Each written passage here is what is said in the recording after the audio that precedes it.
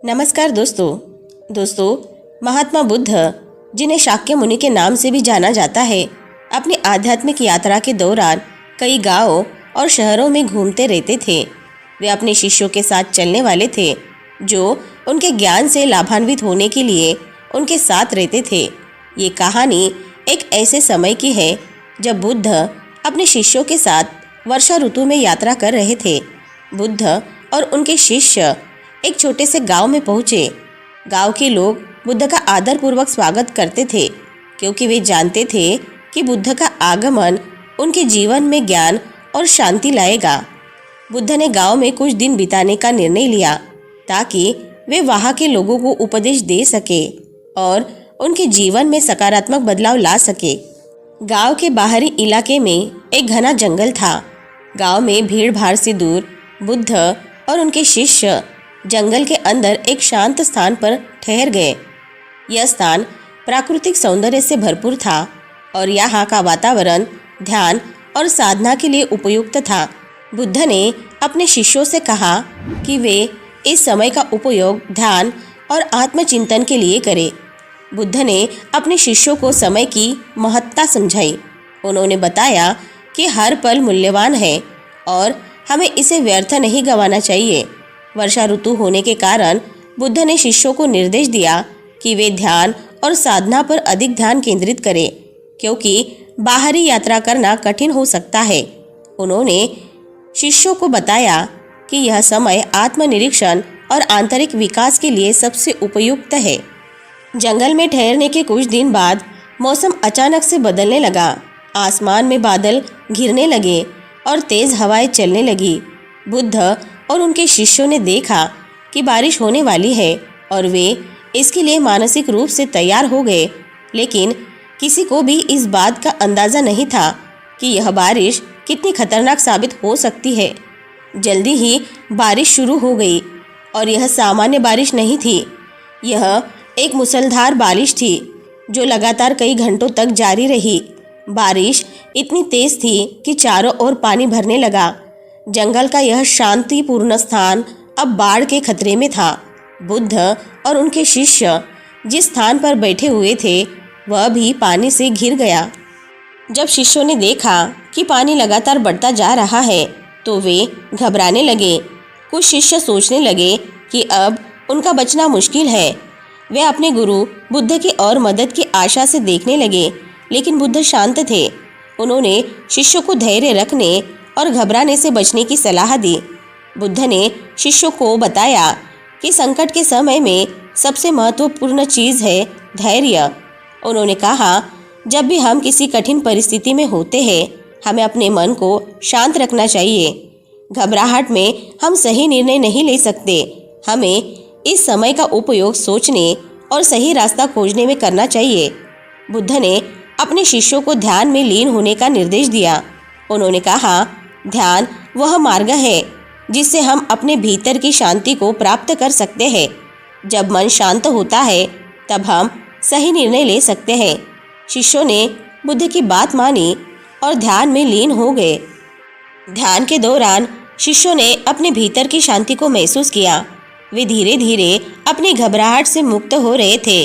बुद्ध ने उन्हें बताया कि संकट चाहे कितना भी बड़ा हो, यदि हम अपने मन को शांत रख सकते हैं तो हम उसका समाधान अवश्य खोज सकते हैं।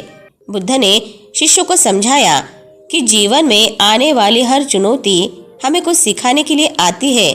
उन्होंने कहा, यह बाढ़ हमें यह सिखाने के लिए आई है कि हमें हर स्थिति में धैर्य रखना चाहिए। उन्होंने शिष्यों को प्रकृति के संकेतों को समझने का भी निर्देश दिया। बुद्ध ने कहा कि हमें प्रकृति के संकेतों को समझकर सही समय पर सही निर्णय लेना चाहिए। कुछ घंटों बाद बारिश धीरे धीरे थमने लगी। आसमान साफ होने लगा और सूरज की किरणें जंगल के अंदर छाने लगी। पानी का बहाव भी कम हो गया था। बुद्ध ने देखा कि एक दिशा में पानी का स्तर कम हो रहा है। उन्होंने शिष्यों को उस दिशा में चलने का संकेत दिया। बुद्ध और उनके शिष्यों ने धीरे धीरे उस दिशा में चलना शुरू किया। यह रास्ता उन्हें जंगल के बाहर ले जा रहा था। शिष्यों ने देखा कि जहाँ वे पहले घबराए हुए थे वही अब बुद्ध की शिक्षा और धैर्य के कारण वे सही निर्णय लेने में सक्षम हो रहे थे। बुद्ध और उनके शिष्य धीरे धीरे जंगल के बाहर निकल आए। जब वे सुरक्षित स्थान पर पहुंच गए तो सभी ने राहत की सांस ली। शिष्यों ने बुद्ध को धन्यवाद दिया और कहा, गुरुजी, आपकी शिक्षा और धैर्य ने ही हमें इस संकट से बाहर निकाला। बुद्ध ने मुस्कुराते हुए कहा, यह संकट हमें यह सिखाने के लिए आया था कि कठिन समय में धैर्य और सही दृष्टिकोण कितना महत्वपूर्ण होता है। यदि हम घबराते और जल्दबाजी में कोई निर्णय लेते तो शायद हम इस संकट से बाहर नहीं निकल पाते। उन्होंने शिष्यों को यह भी सिखाया कि जीवन में ऐसे कई संकट आएंगे, लेकिन हमें हर बार अपने धैर्य और साहस का परिचय देना होगा। बुद्ध की यह शिक्षा शिष्यों के लिए एक महत्वपूर्ण जीवन का पाठ थी। उन्होंने समझा कि जीवन में आने वाले हर संकट का समाधान धैर्य, साहस और शांति से करना चाहिए। यही वह मार्ग है जो हमें कठिनाइयों से निकालकर सफलता की ओर ले जाता है। महात्मा बुद्ध की यह कहानी हमें यह सिखाती है कि कठिन समय में घबराने की बजाय धैर्य और सही दृष्टिकोण से काम लेना चाहिए। संकट चाहे कितना भी बड़ा हो, यदि हम अपने मन को शांत रखकर सही समय का इंतजार करते हैं तो हमें उसका समाधान अवश्य मिलेगा। धैर्य किसी भी कठिन परिस्थिति में सफलता का एक प्रमुख गुण है। बुद्ध ने अपने शिष्यों को यह सिखाया कि धैर्य के बिना हम किसी भी संकट का समाधान नहीं कर सकते। धैर्य से ही हम अपनी सोच को सही दिशा में ले जा सकते हैं और कठिनाइयों का सामना कर सकते हैं। साहस का भी जीवन में महत्वपूर्ण स्थान है। बुद्ध ने अपने जीवन में अनेक संकटों का सामना किया, लेकिन उन्होंने कभी हार नहीं मानी। साहस वह गुण है जो हमें कठिनाइयों से लड़ने और उनसे बाहर निकलने की शक्ति देता है। बुद्ध की शिक्षाएं हमें सिखाती है कि साहस के बिना हम जीवन में सफल नहीं हो सकते। बुद्ध की शिक्षाओं का अनुसरण करने से हम जीवन में आने वाली कठिनाइयों का सामना आसानी से कर सकते हैं। उनके धैर्य, साहस और शांति के सिद्धांत हमारे जीवन को सफल और समृद्ध बना सकते हैं। बुद्ध की शिक्षाओं का अनुसरण करने से हम जीवन में सच्ची सफलता प्राप्त कर सकते हैं।